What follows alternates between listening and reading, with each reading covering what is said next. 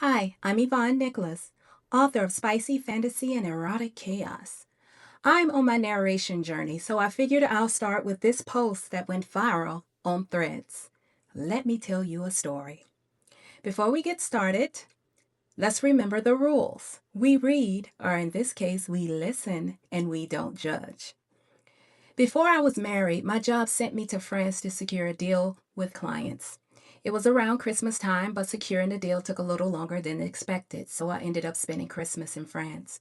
I didn't want to sit in my room alone on Christmas Eve, so I went out. I found myself in a packed, ridiculously posh restaurant. I sat there in my festive red dress, drinking expensive wine and people watching. Couples were everywhere, families laughing, and all that good stuff.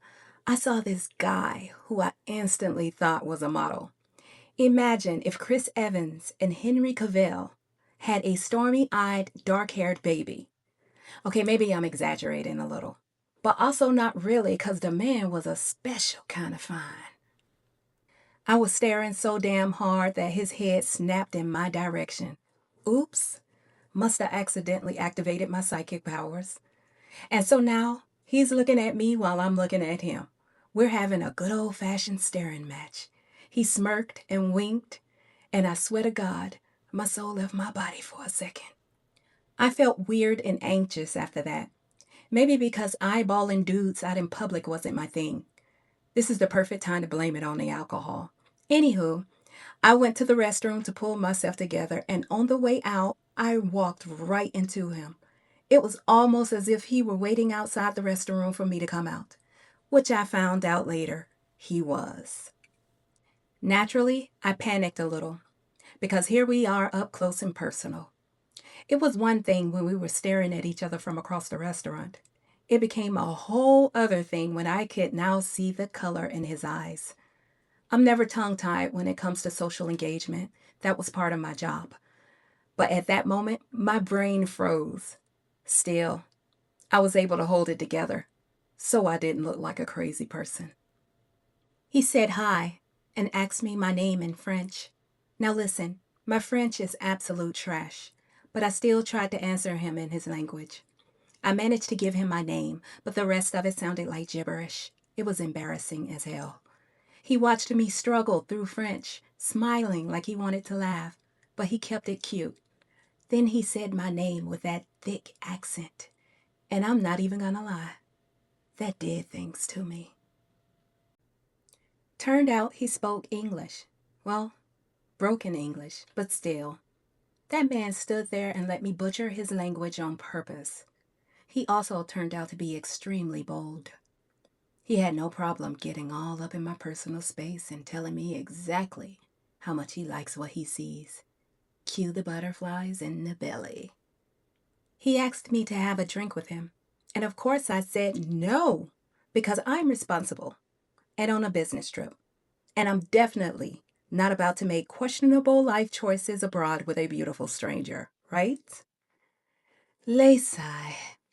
So, anyways, I ended up back at my table with him cozied up next to me a few minutes later. And that's when I realized I was in trouble. At this point, I should have thanked him for the drink and walked away because I had a feeling this man was about to make me do things out of my nature. But he was close, like really close, all up in my face, and he smelled amazing. I don't know what cologne he was wearing, but god damn. Then the touching started.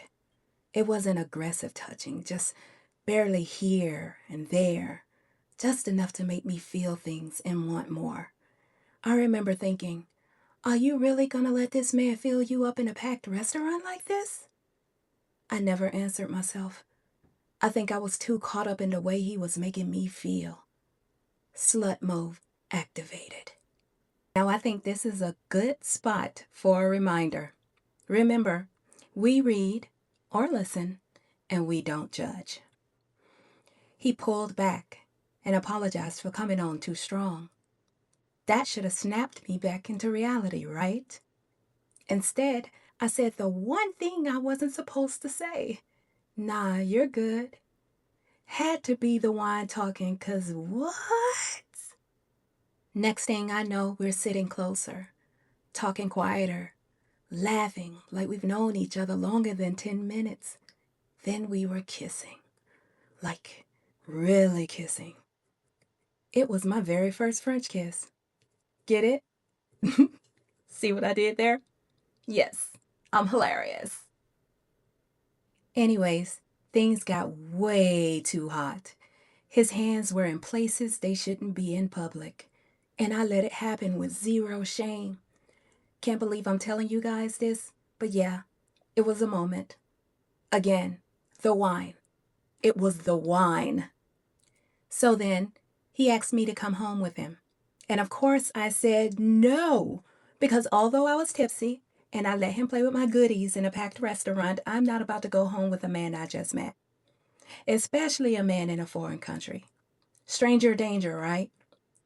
Anyways, have you ever sat in a Bugatti? They are surprisingly more comfortable than they look. So there I am in this man's expensive luxury car in France on Christmas Eve on my way to his penthouse. At this point, I'm asking myself every question I should have asked before getting in his car. Is he secretly married? Is he a serial killer? Why does he keep saying I'll like his roommate?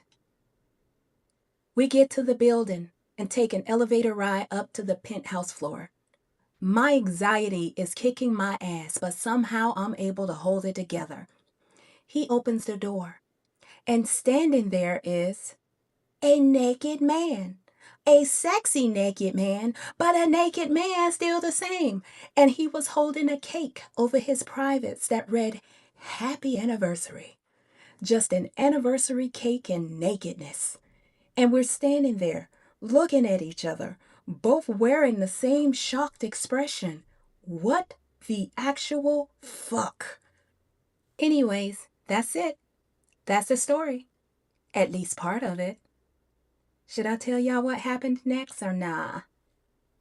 I mean, I could tell you, or you can read it for yourself. I dropped this teaser last year to celebrate Christmas Delight's anniversary. And the readers on Threads loved it. They loved it so much I got cussed out in the comments. And that's understandable because I left them hanging. I knew people would feel away, but I didn't think it would go like that. And I definitely didn't think it would go viral, but I'm so glad it did. Hey, if you're curious about the story and you want to see what happened next, Christmas Delights is available on all ebook platforms. And I am currently working on a narration for it. So hopefully next year or the end of this year, around Christmas time, it'll be available on audiobook. And just so you know, the cake scene is only the beginning. If erotic romance with two men and a woman is too much for you, you might not survive this story. Consider yourself warned. Thank you so much for listening and following me on this narration journey. On to the next story.